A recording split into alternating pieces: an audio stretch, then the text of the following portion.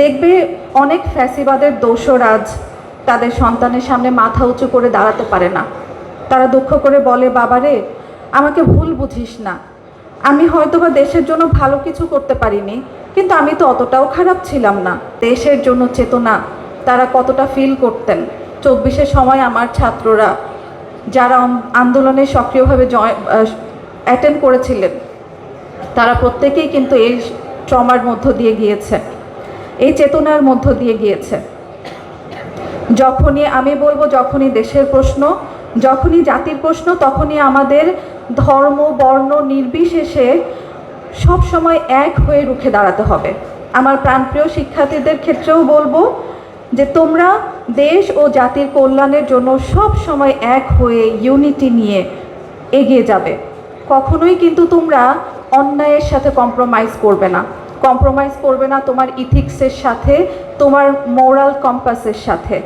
জীবনে যেমন সিচুয়েশনই আসুক না কেন, তোমরা এমন কোনো অন্যায়ের সাথে নিজেকে জড়াবে না যাতে তোমার ভবিষ্যৎ প্রজন্মের সামনে তোমাকে শুদ্ধ প্রমাণ করতে কষ্ট হয় এবং তোমার নিজের বিবেকের তাড়নায় আমৃত্যু তাড়িত হতে হয়। এটা যে কত কষ্টের তোমরা জানো না। বান্ডেল থাকলে প্রতি সেনমানিতে টাকা বাঁচবে। বিকাশ সেনমানি বান্ডেল কিনে জিতুন প্রতি লেনদেনে। দেখবে অনেক ফ্যাসিবাদের দোসরাজ তাদের সন্তানের সামনে মাথা উঁচু করে দাঁড়াতে পারে না। তারা দুঃখ করে বলে, বাবারে আমাকে ভুল বুঝিস না, আমি হয়তোবা দেশের জন্য ভালো কিছু করতে পারিনি, কিন্তু আমি তো অতটাও খারাপ ছিলাম না। নিজের আদরের সন্তানের কাছে এমন লাঞ্ছনার মুহূর্তের চেয়ে খারাপ এই পৃথিবীতে আর কি হতে পারে। তাই তোমাদের হতে হবে প্রকৃত মানুষ, বীরের মতো মানুষ, অন্তত তোমাদের ভবিষ্যৎ প্রজন্মের কাছে, যাতে তোমরা মাথা উঁচু করে দাঁড়িয়ে থাকতে পারো। আর একটা কথা, জীবনের সবচেয়ে বেশি সময় দিবে তোমাদের জ্ঞান অর্জনে, দক্ষতা অর্জনে এবং সেলফ ডেভেলপমেন্টে। দেখো পৃথিবী কতটা এগিয়ে, আমরা কিন্তু এখনও অনেকটা পিছিয়ে।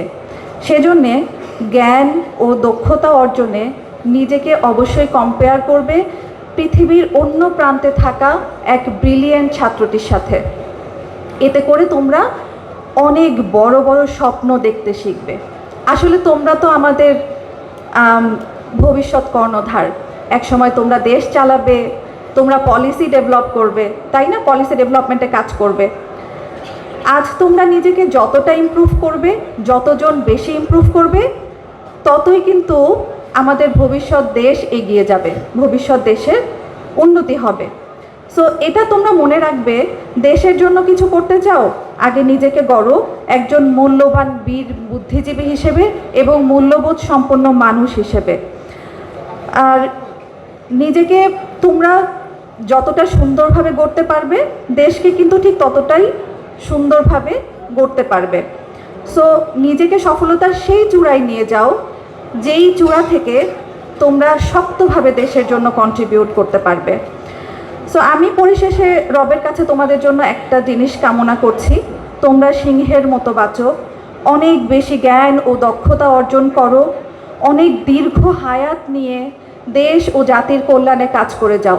এতে করে তোমরা ভবিষ্যৎ প্রজন্মকে একটি সুস্থ, সুন্দর এবং সুরক্ষিত বাংলাদেশ উপহার দিতে পারবে।